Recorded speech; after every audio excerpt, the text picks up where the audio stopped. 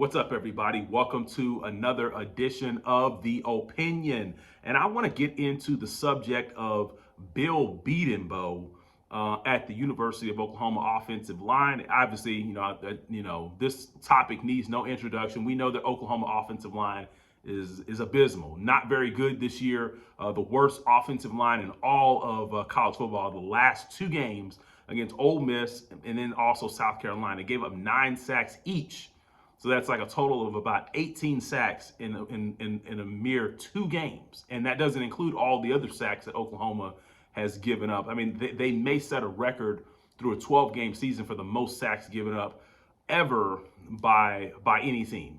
So this offensive line not only is the worst offensive line, this offensive line is historically bad when you start looking at it from a historical measure.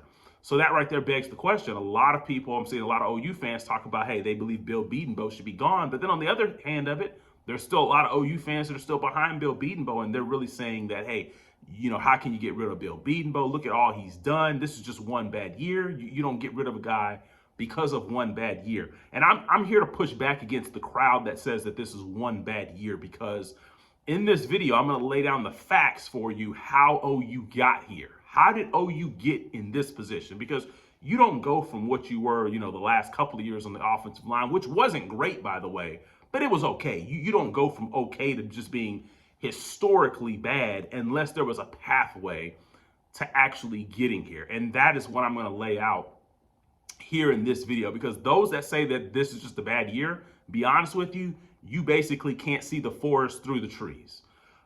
Because you're only looking at what's right in your face, which obviously we all know that, yeah, this is just a bad year, but you're not looking at everything else in terms of how Oklahoma got here. So what this video is, I just want to make the case for maybe why Bill Bedenbaugh should not be back at the University of Oklahoma. I think I have a strong case as far as why he shouldn't be back, and everything I'm going to say here in this video.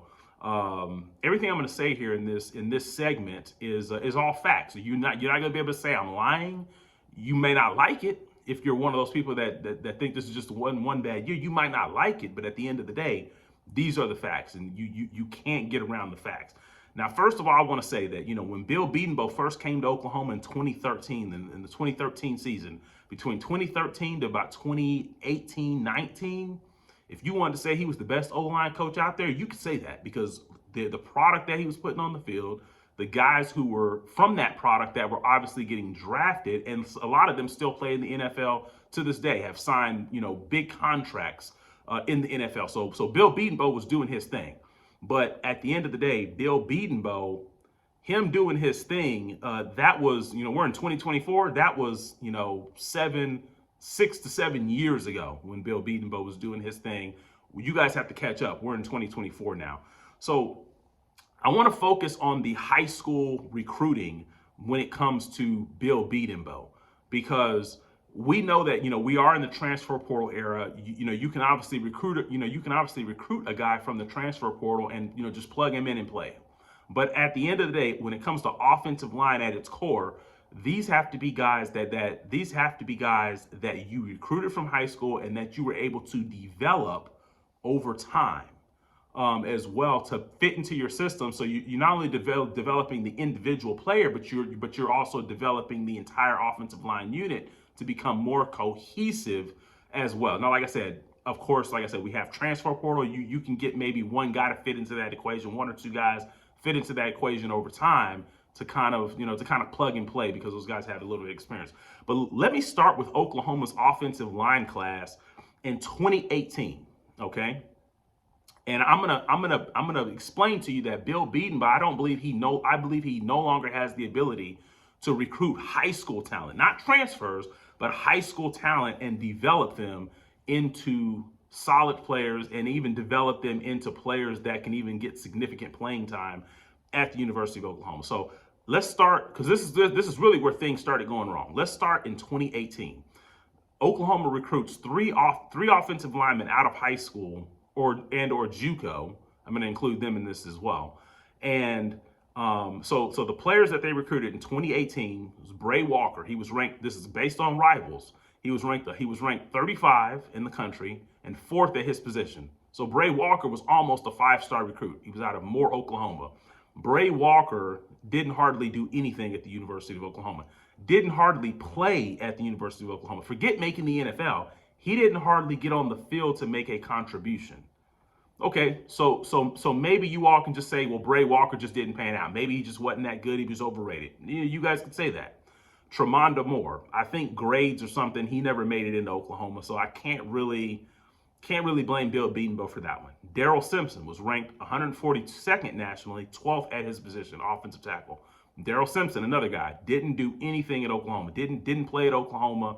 So Bray Walker, Daryl Simpson, and Tremonda Moore. Tremonda Moore never really made it in. Bray Walker hardly ever played. He transferred, and Daryl Simpson transferred. So your entire 2018 class is washed on the offensive line. They none of them did anything.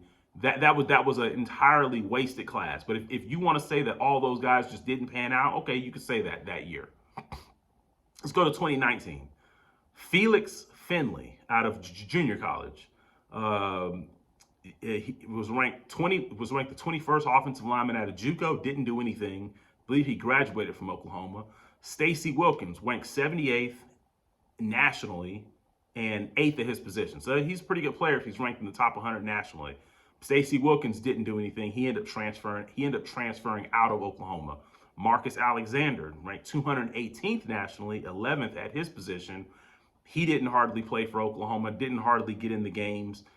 He didn't really do much. He ended up transferring out. And then EJ Ndoma Ogar, he ended up transferring out of Oklahoma as well. So now we're already, and he did very little for Oklahoma, didn't do anything. So now we're basically two recruiting classes of offensive linemen out of high school that were not developed and didn't even play. Like I said, let's set the NFL side. Let's set the NFL part to the side for a second.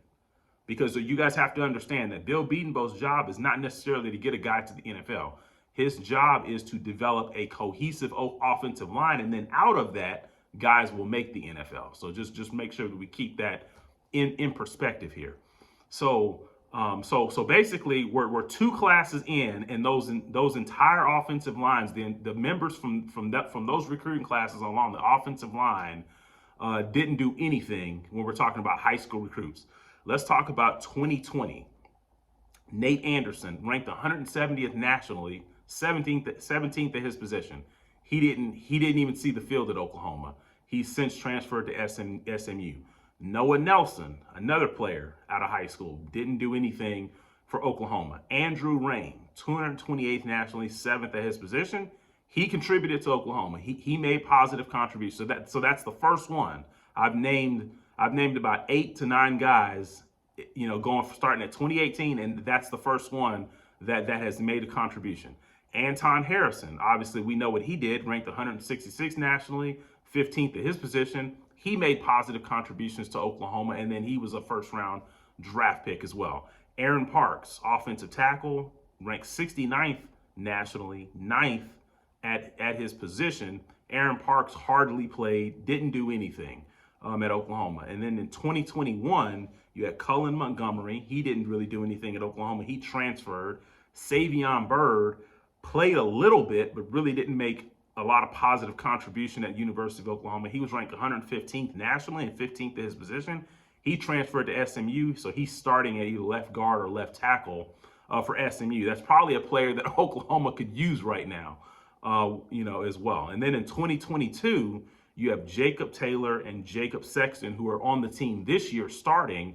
Now, both of these guys are in their third year in college, and neither one are really that great as well, but they are playing as well. So you're pretty much talking out of 1, 2, 3, 4, 5, 6, 7, 8, 9, 10, 11, 12, 13, 14, 15. You're talking out of 15 players in that time span out of high school, and only 4 of them even got playing time at the University of Oklahoma.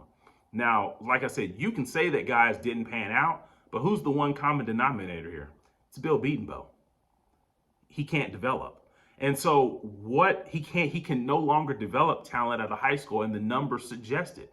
And I know a lot of you all are excited about, the offensive linemen that they have coming in, Michael Fasusi and some of these other guys. But the evidence right here suggests that it's a higher likelihood that Bill Bedenbaugh cannot develop those guys to even get on the field than it is the other way around, that Bill Bedenbaugh can. Because if you look at the recent track record, I was giving you the rankings of these guys, and these guys were pretty good players coming out of high school. And these guys were not developed at the University of Oklahoma, which is why since 2021, you've seen him really hit the portal, and he brought in guys like McCade Mattower. He brought in guys like Tyler Guyton. He brought in an offensive lineman. He brought in Troy Everett, and then he also brought in an offensive left tackle from Stanford last year. So he was basically painting over the failures of the development of the high school players with transfers. So really, had it not been for those transfers hitting, the product that you see on the field this year would have happened, 2 to 3 years ago. It literally would have happened 2 to 3 years ago. But Bill Bedenbaugh was in a way lucky that a Tyler Guyton panned out. A guy who was in the first round, but wasn't even on the all Big 12 team, first or second team. So what does that tell you? Did Tyler Guyton get drafted because of Bill Bedenbaugh, or did he get drafted because he has a lot of raw talent? I'd go with the latter. He had a lot of raw talent. How do you go in the first round, but you're not on the first or second team, all Big 12? I mean, so once again, is Bill Bedenbaugh really developing the talent? Nah, I don't think so. Not anymore. He might have used to, but he's not anymore. And so when you look, when I laid out all these guys that didn't pan out, now you start to understand why Oklahoma's in the position that they're in. Those guys that they recruited in the 2019 and 2020 class, those guys should be the guys on their team this year, playing as fourth and fifth year seniors. Maybe some of them even 6-year seniors because, obviously, the COVID year and things like that as well. And you have to question, why are so many guys transferring out? Is Bill Bedenbaugh not know how to build the relationships with guys? Is his style too old that doesn't mesh with today's players? I don't know. These are all questions, but like I said, you might not like what I just laid out, but the one thing you can't say that I'm lying, because these are all facts. I gave you, I'm going to count it again, 1, 2, 3, 4, 5, 6, 7, 8, 9, 10, 11, 12, 13, 14, 15, 16 players, and out of those 16, only 4 of them have even gotten significant playing time at University of Oklahoma. Anton Harrison, Andrew Raym, Jake Taylor, and Jake Sexton. And Sexton and Taylor really aren't that great, and they've been in college 3 years. Meanwhile, over at Texas, they've got 3 offensive linemen on their line that's going to go in the first and second rounds of the draft, and they've been in college. The exact same time as Jake Sexton and Jake Taylor, and are way better. So for all you guys saying that Bill Bedenbaugh is the best offensive line, where is he the best offensive line coach? Because I'm not seeing it. It looks like to me the guy at Texas is a lot better than him, because he's out recruiting him, he's out developing him, and he's putting a much better unit, an offensive line unit, on the field here recently. So, like I said, Bill Bedenbaugh, he might have used to, and I think that's where a lot of you OU fans are stuck at. You're stuck on what Bill Bedenbaugh used to be, but you're not focused on what he is now. And I just started in 2018. 2018 was 6 years ago. Guys, we're in 2024. And I just gave you a track record of guys who for the most part did not get on the field. So, yes, does Bill Bedenbaugh have a nice recruiting class coming in? Yeah, he does. But I just gave you the rankings of some of these guys. Some of these, he had nice recruiting classes before and squandered the entire thing. So the only question you have to ask yourself is that if Bill Bedenbaugh stays around this nice recruiting class, how many of these guys will he actually develop, if at any? Because the odds say he won't develop any of them, because you'll be sitting here 2 years from now saying, well, where's Michael Fasusi? Why can't Fasusi get on the field? Oh, well, where's Eddie Pierre-Louis? Why can't he get on the field? We haven't seen him. But who's the common denominator? Who's the common denominator for that? So to me, I believe that Bill Bedenbaugh, at one time, he used to be good. Maybe he's just not hungry for it anymore. Maybe things are getting stale. Sometimes that happens at places. You're at one place too long, and you know what? You just don't do the job the way you used to do it when you first got there. That happens. It happens to coaches. It happens to people on their everyday jobs. And maybe that's happened to Bill Bedenbaugh. I think Oklahoma, in my opinion, they need to move in a new direction when it comes to offensive line coach. There's no way that out of 16 guys, that only 4 of them played. And I get everybody ain't going to pan out. I get that. But out of 16, only 4 guys. When I say panned out, we're talking about even got playing time at Oklahoma. 4. 4 guys. Or 4.5, because Savion Byrd played a little bit. So 4.5 guys out of 16, and the most of them transferred out. That is ridiculous. And then now he presides over the worst, historically bad offensive line, and some of you guys are saying it's just a bad year after I gave you these facts? No, it's not just a bad year. These are the facts. You have to deal with it. In my opinion, I think Bill Bedenbaugh should be gone at the end of the year, and Oklahoma needs to move into a new direction from an offensive line standpoint. They're in the SEC now. They're not in the Big 12. And if Brent Venables keeps this guy around, this guy's going to cost Brent his job, because his job's already on the line. It's already gotten hot because of Bill Bedenbaugh. And you can take that one to the bank. But leave your comments down below. And other than that, I'm out.